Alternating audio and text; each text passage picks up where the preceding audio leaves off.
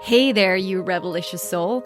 It is great to have you here. I'm excited to inspire you again today, and I hope that this podcast episode will open up new possibilities within you. Enjoy and feel free to reach out if I can support you in any way.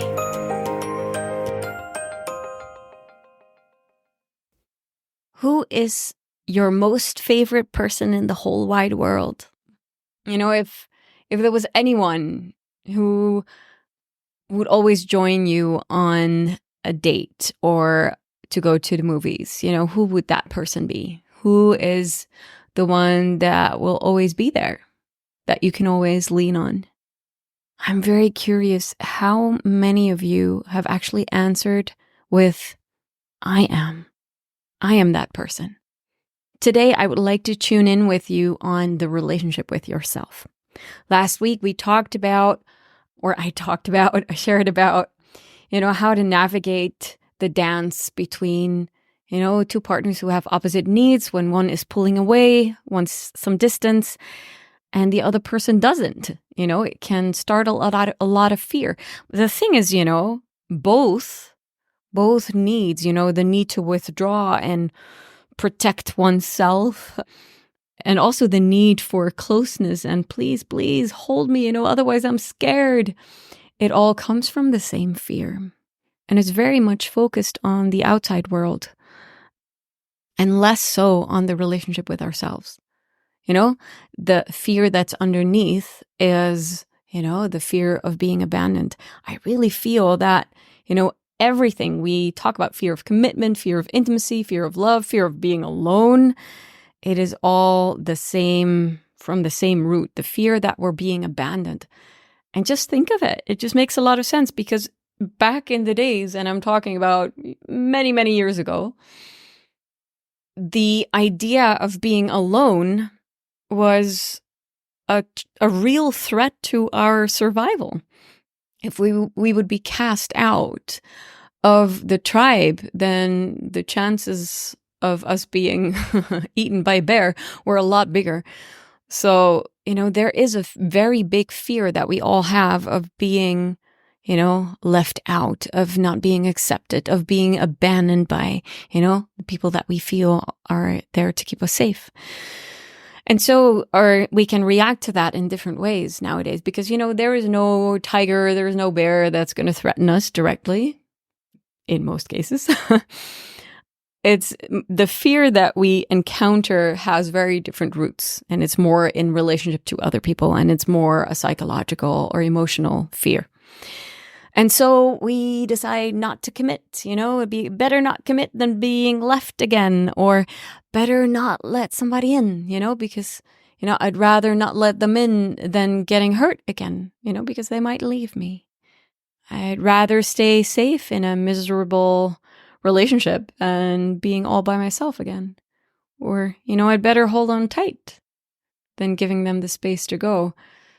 It's all the same bottom line, because that fear of abandonment is deeply rooted in us. It's our monkey brain protecting us so that we won't end up alone without the protection of the tribe, like I said. It's actually a fear of death. Back in the days, we needed this all. We needed each other to survive. So when we're abandoned, actually, that's a fear of death. And so nowadays, we just have fancy words for a lot of different coping mechanisms and attachment styles, etc., even though our lives are actually not at stake anymore. And we all have it. I have it. I will admit that. I definitely have those fears as well. Yeah. And for me, for example, in the past, whenever I felt that a romantic interest or a partner was not available on whatever level, if it's emotional or physical or whatever, I felt that I only got more proof that I wasn't safe. You see, I'm not safe. I'm going to be abandoned again. They're not available. They're not there. It's like my brain was actually on the lookout for that danger, for proof that, again, I had someone who wasn't there for me. And it's true because our brain actually 4 times a second, it is scanning whether there is danger around 4 times per second. It's a very unconscious process, obviously. Constantly on the lookout. And this becomes even worse, when we're in a conflict with each other. That's when the danger actually increases. It's our whole nervous systems that are activated in those moments. And what I've done in the past has been very different, and I've talked about it before, I've written about it before, maybe you remember, you read it somewhere. I would either leave before they could leave me, or I held on too long. But what I had to learn over time was that neither of these responses actually helped. The only true belief that eventually healed my relationship with others was the relationship with myself. Because the thing is, I cannot be abandoned as long as I don't abandon myself. And the same goes for you. You cannot be abandoned as long as you don't abandon yourself. So what does that mean? That really means that you get to prioritize yourself and that you get to nourish the relationship with you.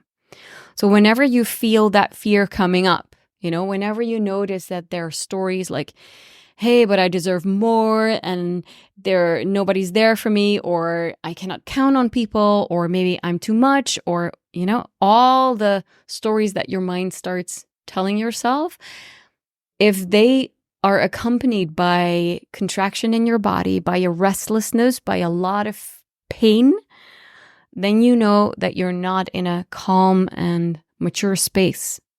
And that actually means that there's a part of you that wants to be held. That means that there's a part of you that is actually longing to be seen.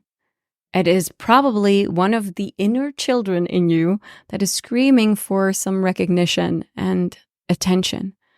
That's the part of you that you might want to relate to first before you, go out and become angry at the person who is, well, in your opinion, leaving you or not good enough. Instead, turn inwards first.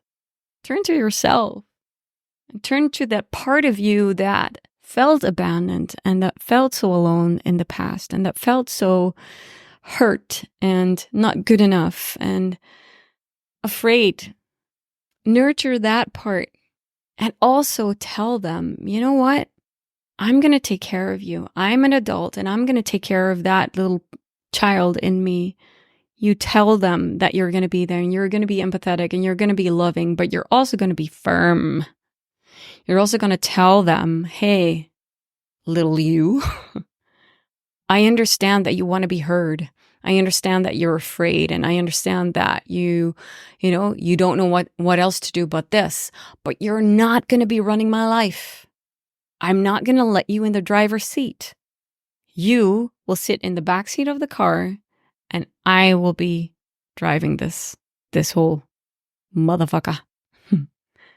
And that means that you are loving and empathetic with yourself and your inner children, but you're also firm with them. That's called reparenting ourselves. It means that we are available to those parts of ourselves that feel so hurt and alone. In the end, that's what a relationship with ourselves looks like.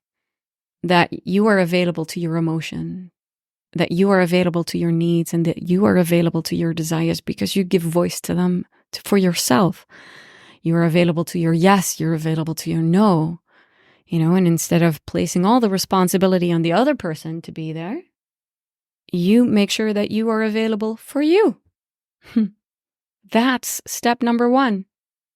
Because that way you can actually calm yourself down and you can, get into that spacious state again where you can see the whole picture instead of that one-sided story that you started to believe was true.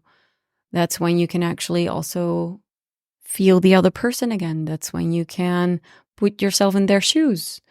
That's where you can become curious.